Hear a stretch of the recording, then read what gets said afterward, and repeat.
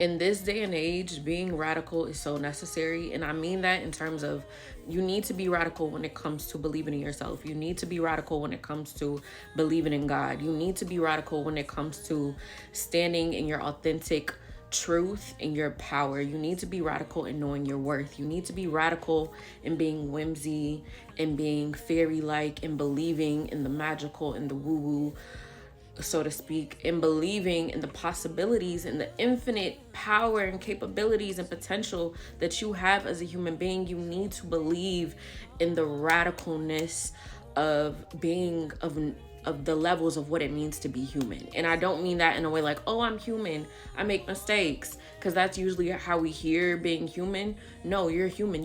You're filled with infinite capabilities, infinite potential, infinite power, and you know this too. This is not just me saying something new to you. You know this too because you've watched yourself do things that you never thought you would do. You've watched yourself shift from being one way to being another. You've watched yourself elevate internally and externally. You've watched yourself do so many things that you never thought possible. You watched, even if you haven't done it, you've watched other people do things that you never thought possible.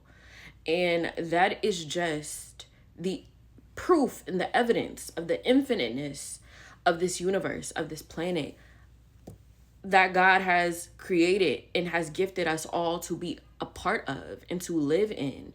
So be radical when it comes to believing in yourself and standing in your authenticity and showing up and loving people.